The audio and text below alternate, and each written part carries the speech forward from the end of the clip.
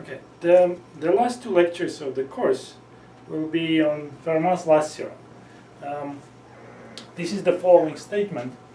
It says that the equation xn plus yn equals en has no solutions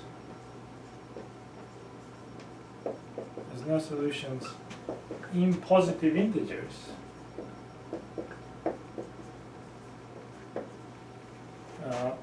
if n is larger or equal than 3. In other words, one cannot find ABC. There are no ABC which are positive in Z, such that an plus bn is equal to cn.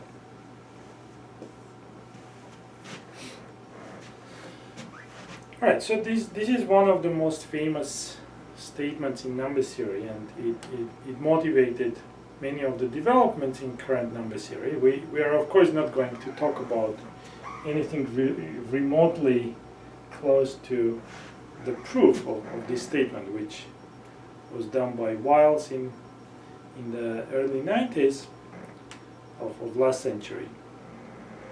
But we will discuss some of the ideas, and we will especially discuss the case of n equal 2, n equals 3, and n equal 4.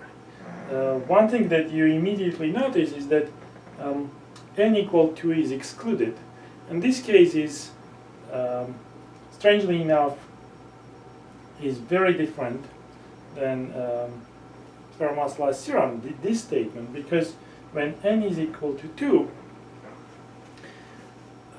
there are many solutions. There are infinitely many solutions of the corresponding equation, and the problem itself for n equal 2 is much older than what is known as Fermat's last theorem. That equation maybe goes back to the Babylonians. All right, so let me. What I will do today is mostly talk about n equal 2. And then on Wednesday we will, so today I'll do n equal 2, which is not part of this statement, of course, because then there are many solutions, and I will prove n equal 4, that there are no solutions. This statement is actually due to Fermat himself. So Fermat could prove this for n equal 4, and he thought that his method applies to arbitrary n, and he stated this in a mysterious comment in his copy of the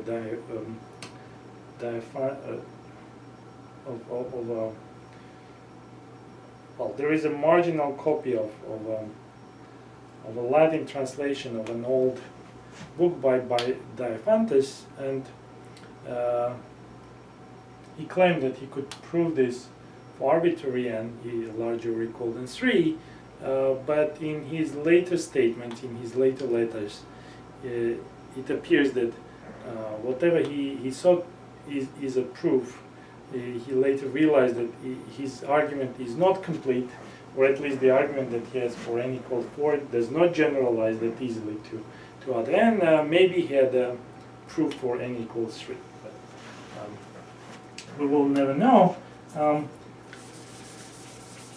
So there are still people who look for Fermat's proof. So these are called elementary proofs of Fermat's last theorem. And of course, so far all of them have a gap or a mistake somewhere. Right, so one other comment that I want to make is that Fermat's last theorem, the statement itself, it fits into an area of number theory called Diophantine equations.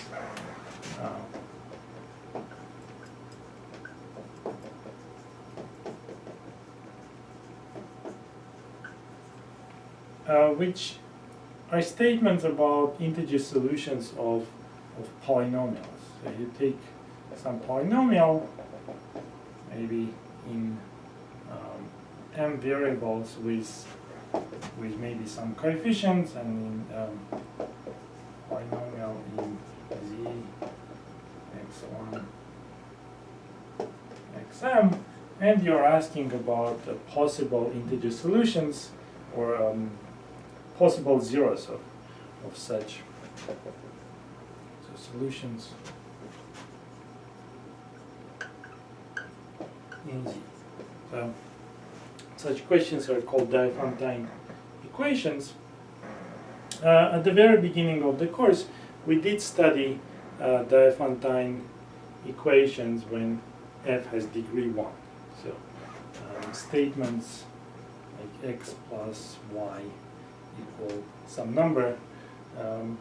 We were especially interested in congruence relations, studying such equations modulo primes. So in some sense, we're coming back to the same problem, but the problem is much harder if once f becomes or has degree larger than 1.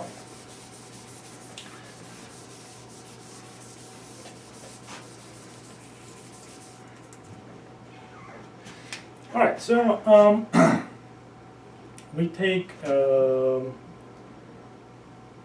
following equation, and we're asking for solutions of this in integers. So, does this have?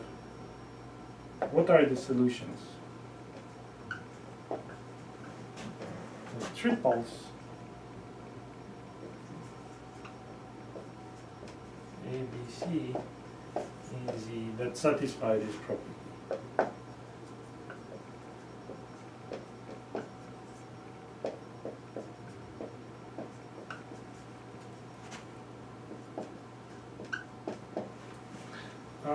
Well, the first thing that you can do is to look for explicit solutions, and they're easy to find.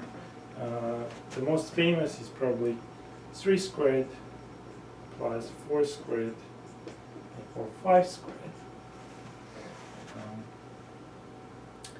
So then, once you have one solution, you can produce infinitely many solutions by multiplying this by some square. For example, I can multiply this by 2 squared.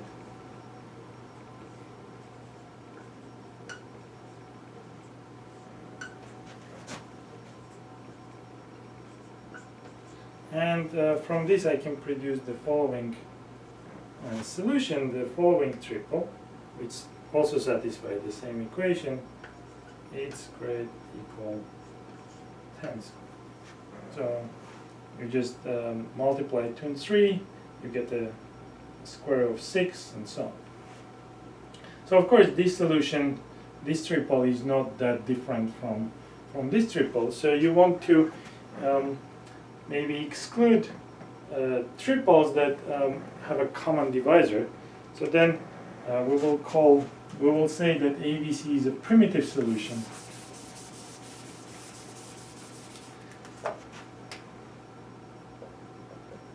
ABC is primitive solution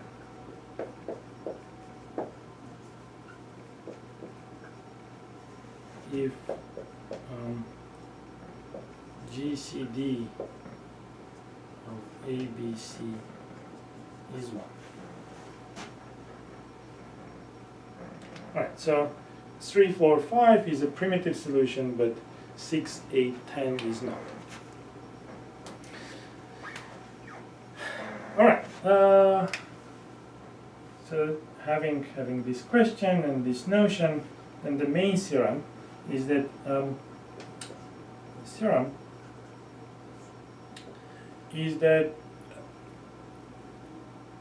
there are infinitely many primitive solutions.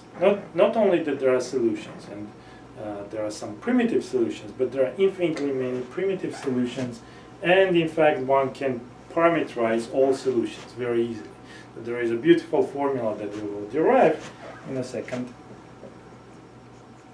There are infinitely many primitive solutions of, let's call this star.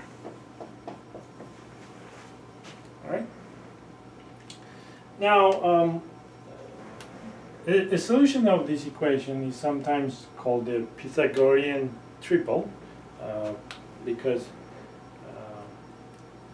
well, it's thought that the solutions of this equation were known in ancient Greece, but they probably predate and go back.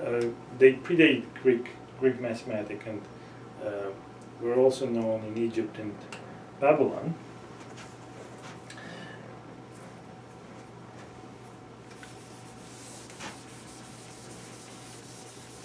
So for simplicity, I will just say that it's a primitive solution of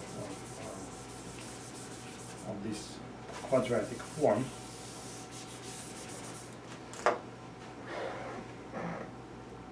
Now, we will do the following. First, we will, to motivate what the formula is, I will bring in some geometry. And geometrically, we will see that there is a reason why the case of n equal 2 is in some sense different from the case when n is equal or larger than 3. And to bring in geometry, you will observe that if I have a solution, if I have such a triple, then I can divide by c squared, and I will get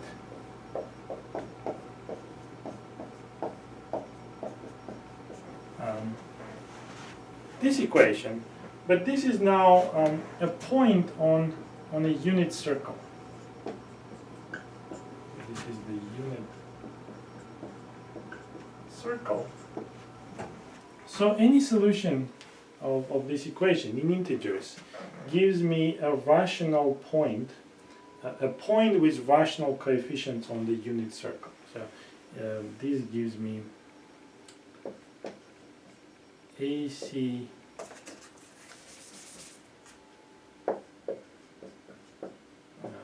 BC is a point on the circle with rational coefficients.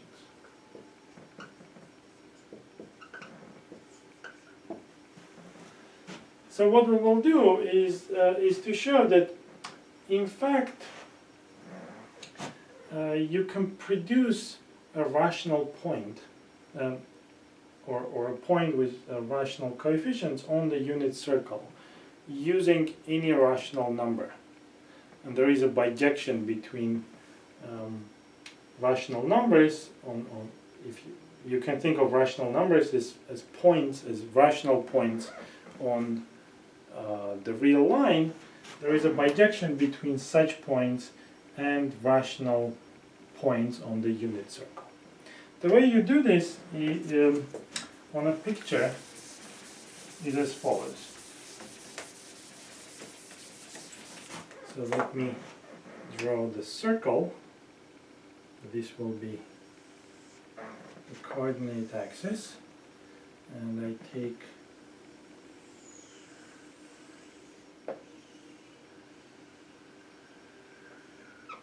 alright, so this is my unit circle. I take this point, which is -1, 0, and I take any other point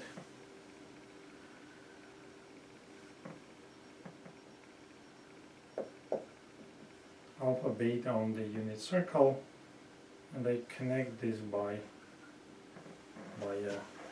and I draw a line through this point and alpha beta, and the intersection point with y-axis will be denoted by P. So if I take a point here, alpha beta, then my intersection point will be in this interval, and if I take a point here, it will be here, and so on. And you can easily see that there is a bijection. This construction gives you a bijection between the points on the y-axis and points on the unit circle, if you exclude this point -1, 0. So every other point uniquely corresponds to a point on the y-axis. For example, if I take what's the reverse construction, you can take any point here and draw a line, and that will be my alpha beta. All right. So now, if I have such a line, what is its equation in terms of y and x? Well, the equation is y equal beta 1 plus alpha 1 plus x. Okay, you can easily verify.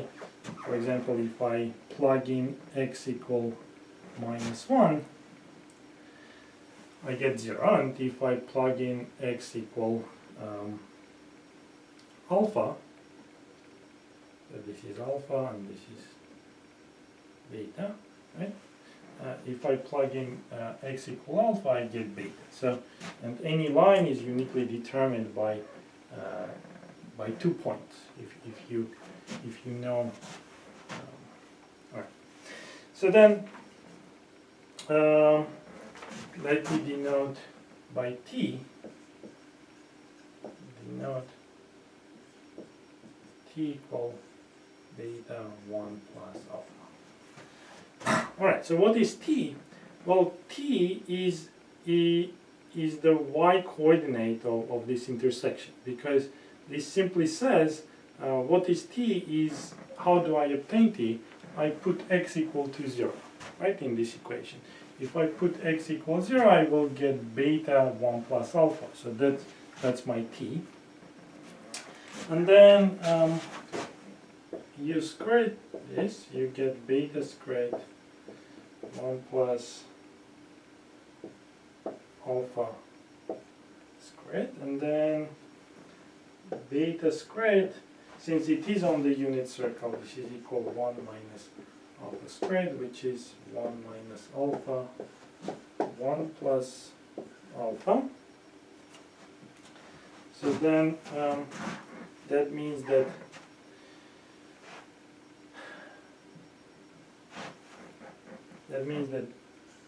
beta squared 1 plus alpha squared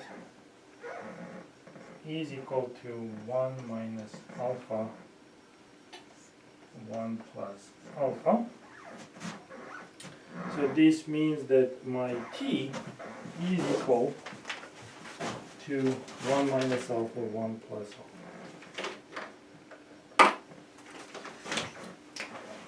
So this is equal 1 minus alpha 1 plus alpha.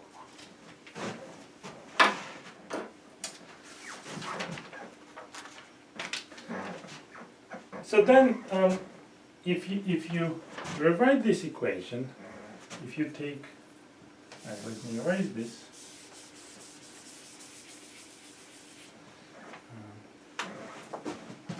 So then I get t squared 1 plus alpha equal 1 minus alpha, and I can solve for alpha.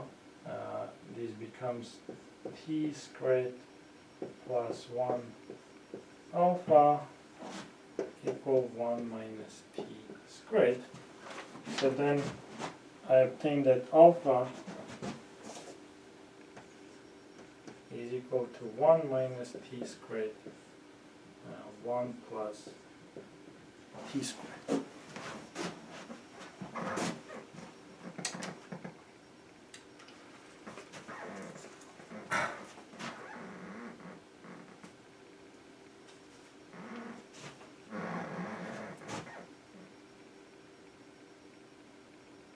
Alright, so if that is alpha,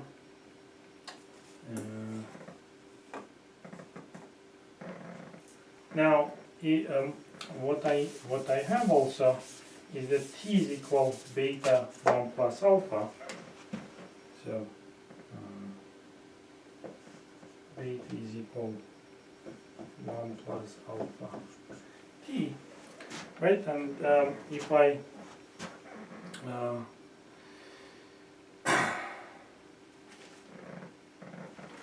okay, so using this equation and this expression for alpha in terms of t, I get that beta, this implies that beta is equal to 2t 1 plus t squared.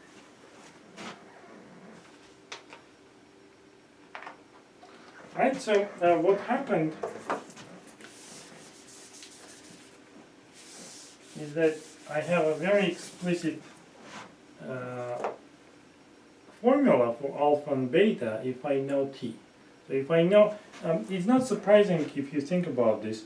So I know that this line goes through -1 and 0. It also goes through t and 0. Right? So then I should be able to determine any point on this line. And in particular, what I'm doing, I'm computing the intersection of this line, which goes through these 2 points, with the unit circle.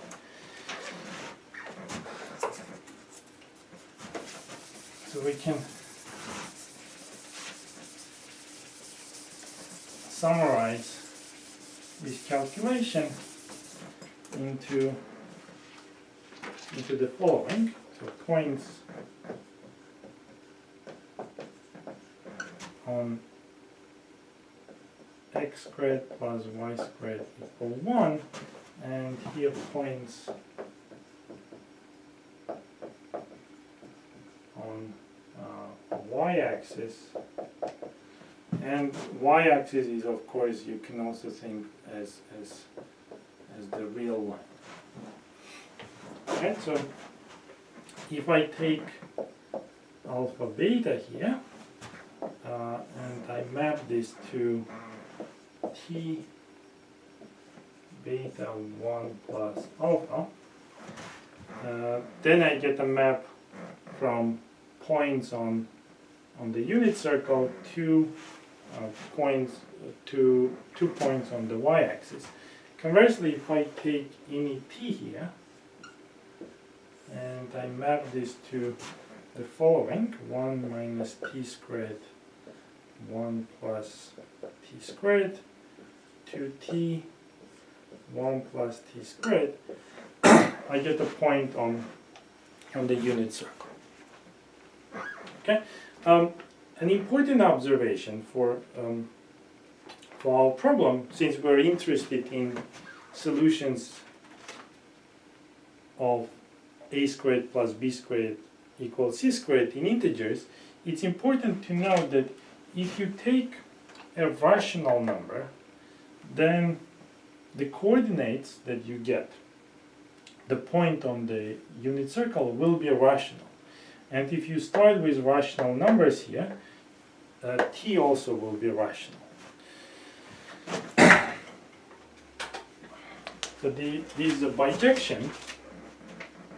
This gives a bijection.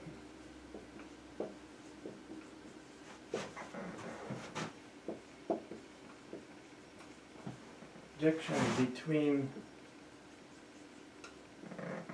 points on the unit circle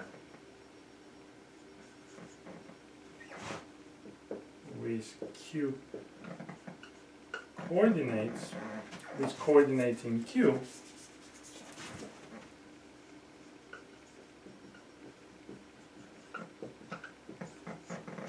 and rational numbers in R.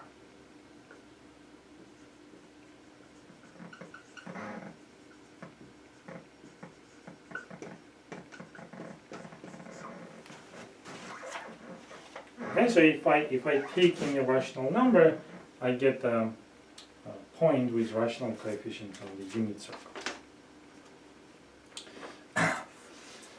All right, so let's unwind this part. How do I, let's just take t to be a rational number and see what we get. We will get a solution of our original Diophantine equation. So put T equal V divided by U, where V, U are in Z, and we assume that they are coprime.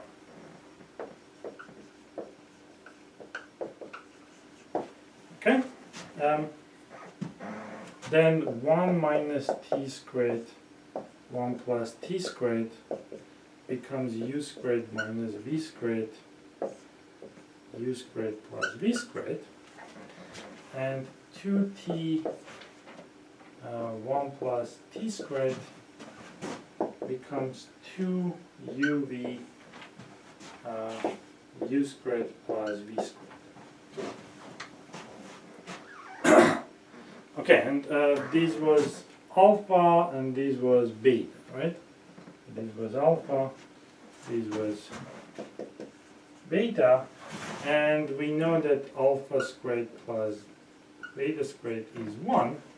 So then if you plug in these expressions, what you get is that U squared minus V squared squared plus 2UV squared equals U squared plus V squared squared. Of course, once you have this equation, you easily check that it is correct, but the way you deduce this in some sense is using this bijection between the unit circle and the real line. So what is the statement? The main theorem about solutions of A squared plus B squared equals C squared is the following theorem.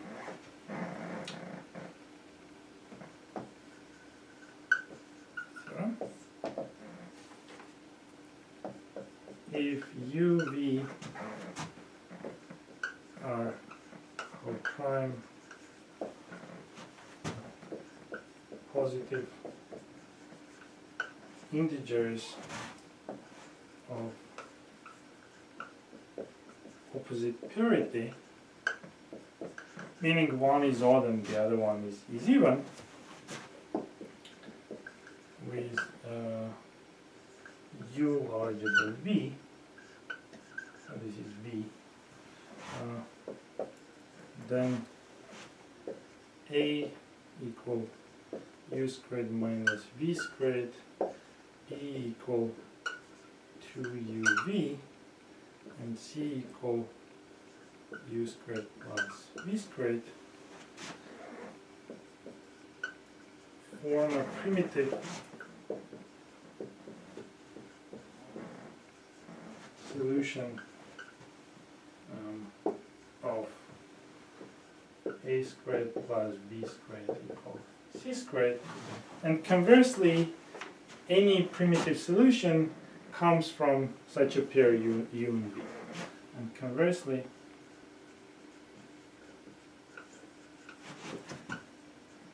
any primitive solution arises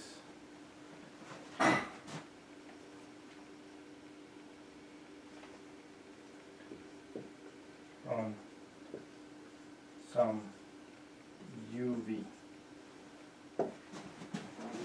So this gives you a complete classification of integer solutions of this equation. You simply have to choose two coprime numbers which have opposite purity, and then you can write down what A, B, C are. So there is one part about well, the fact that A, B, C satisfy this equation once you have where A, B, and C are defined this way is trivial. It's just very elementary. You open the parentheses, you see that it is correct. The thing that we still have to check and I will leave this to you, or you can read it in the textbook, is that the solution is primitive, but this is not particularly hard to do. For example, if you assume that some prime divides both a and b, then you have to show that that prime also divides u and v, and this is not hard, because, for example, if 3 divides b, and we assume that 3 divides u, and 3 divides a, then you can see by subtracting c from a, you can see that 3 has to divide v, which means that u and v are not coprime, and that's a contradiction. Let me give you an example of how this works.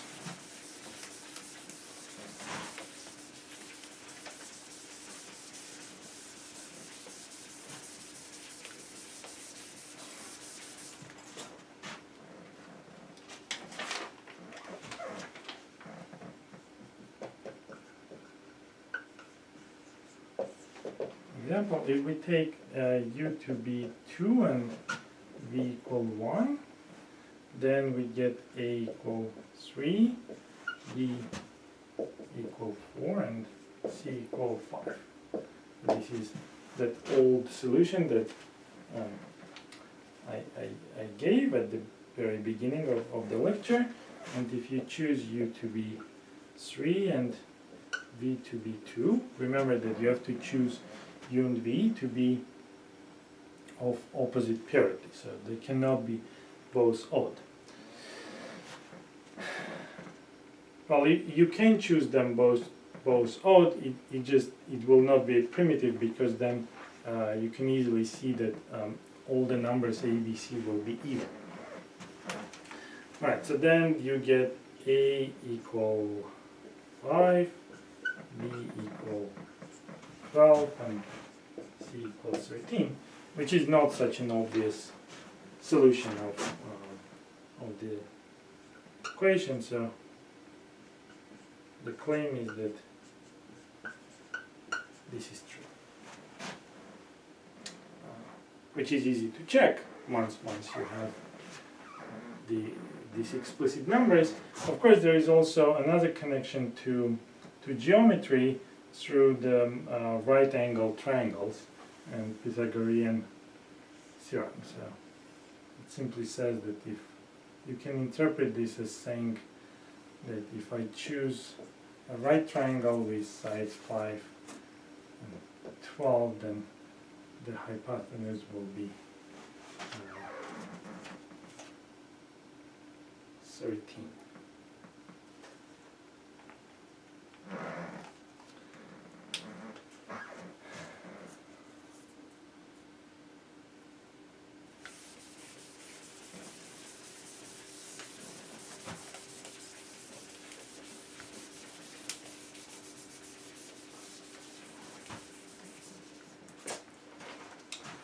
All right, now moving on to this equation, an plus bn equals cn, and let's assume n is larger or equal than 3. Then we can do the same thing. We can divide by cn, and we get the following equation, and this defines some curve on the plane. And the question is, does this curve have points with rational coefficients? That is essentially the question about the existence of integer solutions here with non-zero, all positive, a, b, c are positive. You can rephrase this as a statement about the existence of positive rational numbers x and y such that they satisfy this equation.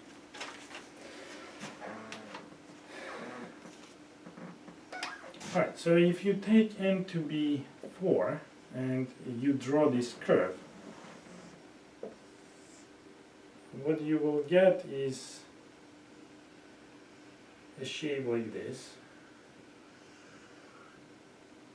It almost looks like a squished unit circle.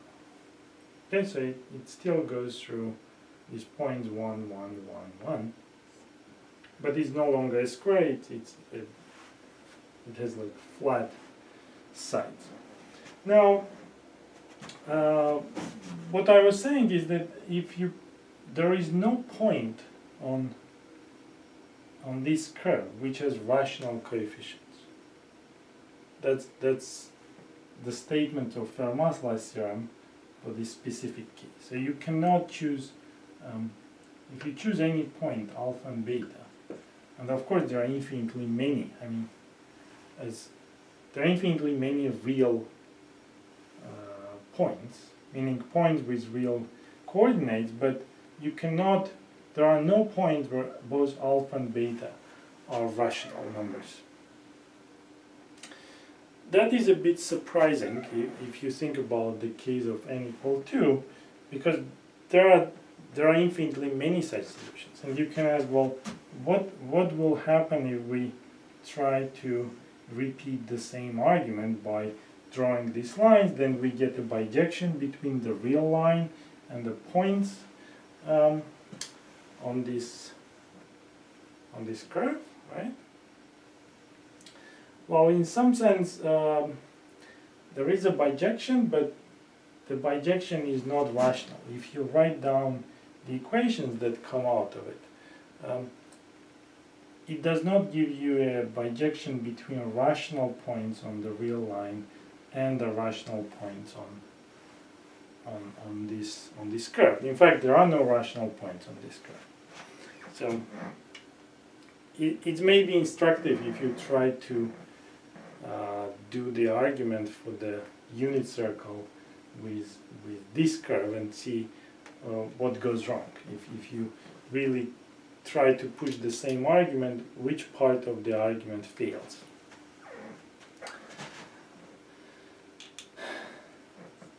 Alright, so let me now finish the lecture with what I said at the beginning. We will prove that there are no solutions of this equation in positive integers when n is 4.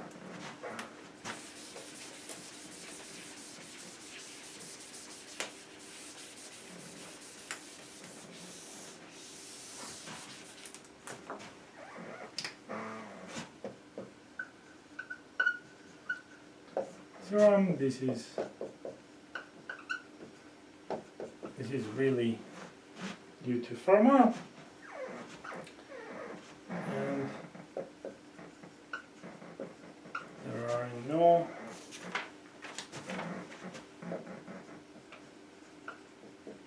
positive integers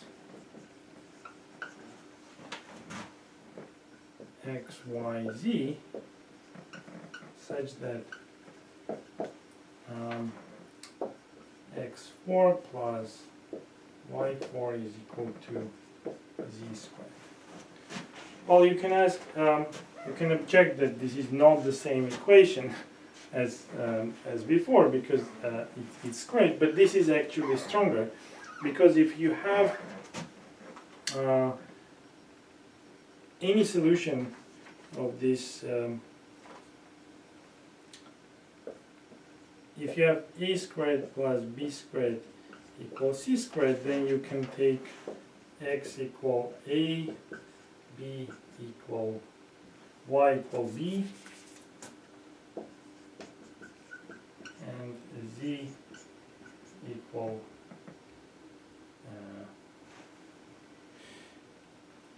sorry, so this is 4, and b equal c squared. Right, then that would, any such triple gives you a solution for this equation. So if we can prove that this equation has no solutions in positive integers, then this equation also couldn't have any positive solutions.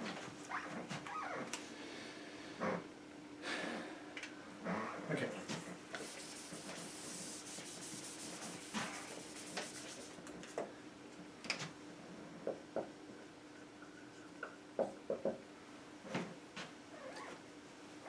Now, if you look at this equation, you will observe that what we have here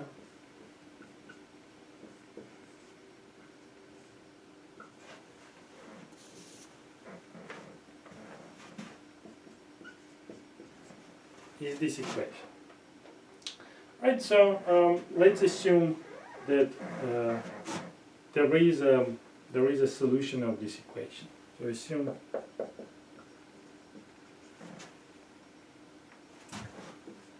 this equation star has solutions in positive integers.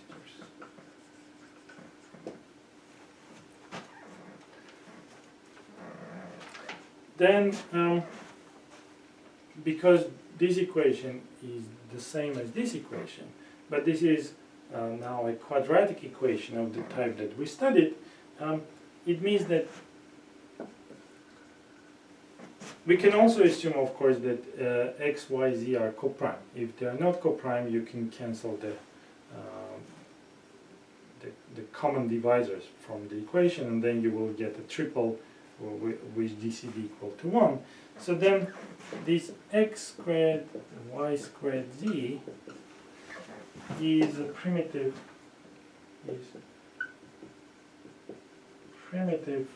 solution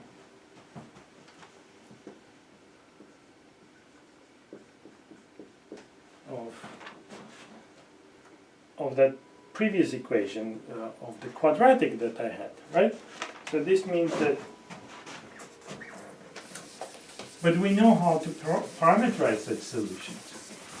So that means that we can write, this means that we can write x as u1 squared minus v1 squared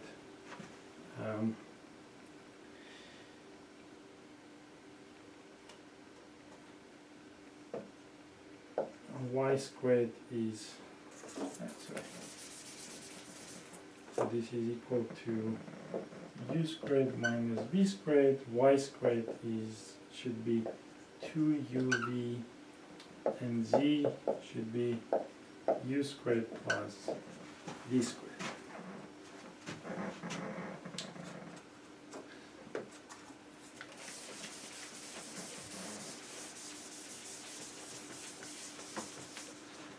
Now let's look at this equation. So this says that this equation says that x squared plus v squared equal u squared, which is again the same quadratic equation. So then x vu is a primitive solution of this quadratic. So then I can rewrite using the same argument, right? I'm applying exactly the same formulas. This means that x is equal u1 squared minus v1 squared, v equal 2 u1 v1, and u is equal u1 squared plus v1 squared. So these are for some uv coprime, and this is for some u1 v1, also integers, coprime. Well, of opposite parity and so on. So I did it twice.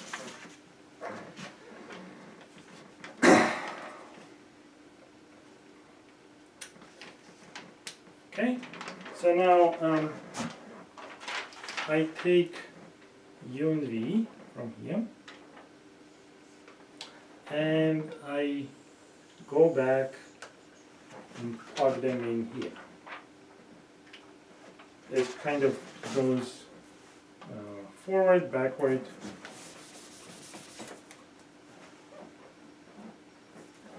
So this gives me that y squared is equal to 4 u1 v1 u1 squared plus v1 squared.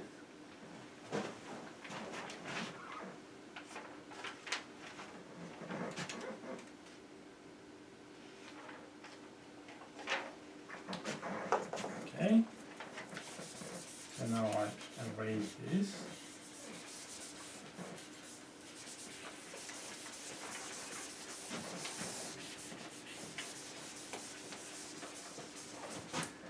Now remember that u1 and v1 are assumed to be coprime, and you can show that well, u1, v1 are coprime, and they are also coprime to this number.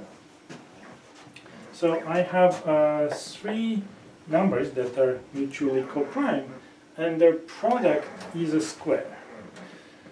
So that means that each of them has to be a square. So I will leave this as a small exercise, or you can read the argument in the book. Since u1, v1, and u1 squared plus v1 squared are mutually coprime, this equation we must have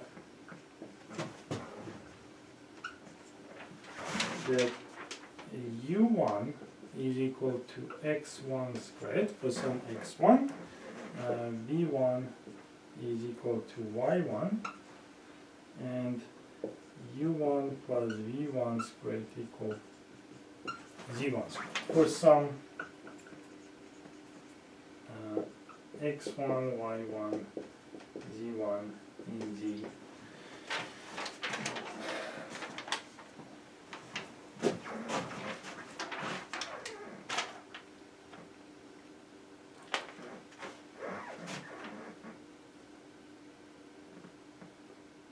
Okay, but what was the equation which relates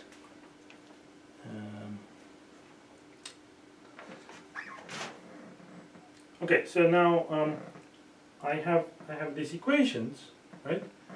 So all 3 of these numbers are squares, so I write them for some x1, y1, z1, and now I observe that, well, this equation says that x1 to 4th power plus 1y to 4th power is equal to z1 squared. So doing this argument, in the end we produce another solution of the original equation. Right? This is what Fermat's theorem dealt with. So we started with some solution x, y, z, and we produced another solution x1, y1, z1. The crucial observation is that z1 has become smaller. Okay, so since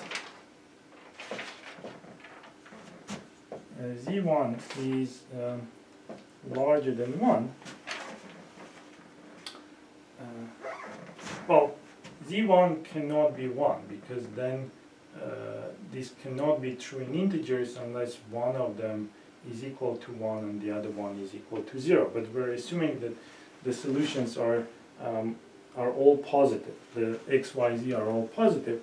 So the z1 should be 1.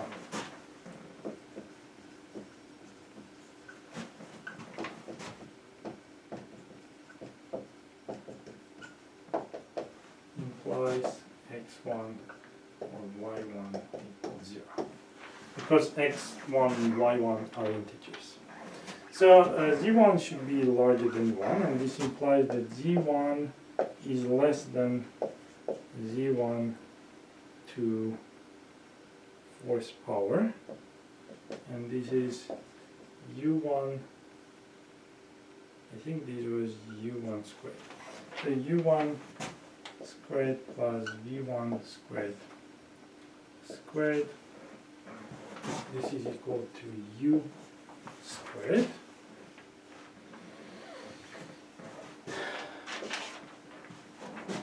Just from the previous formulas, if you look back, u is equal u1 squared plus v1 squared.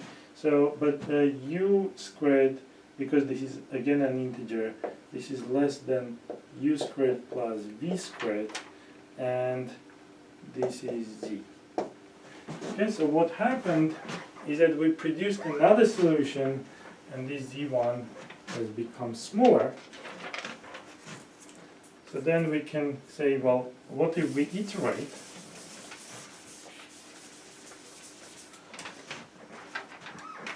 So you reiterate this process.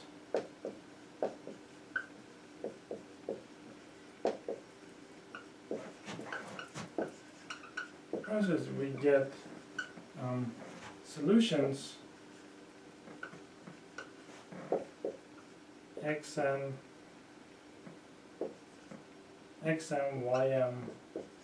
zm.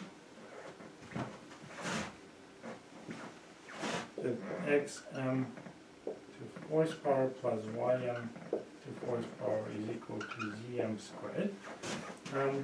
And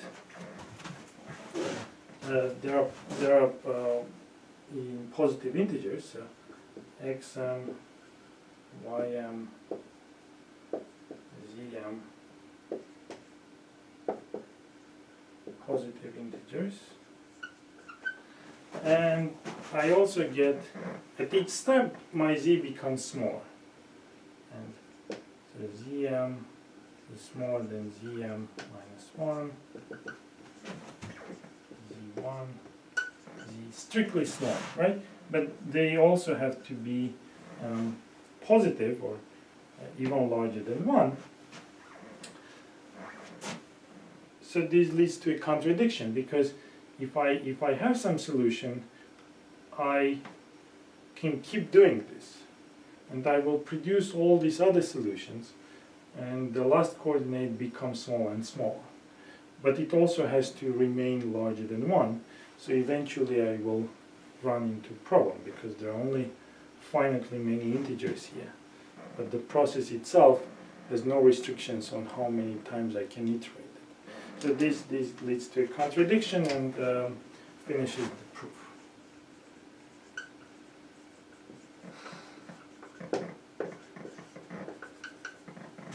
So this type of argument, it has a name. It's called the descent argument, and it has been generalized, of course, to many other much more sophisticated settings.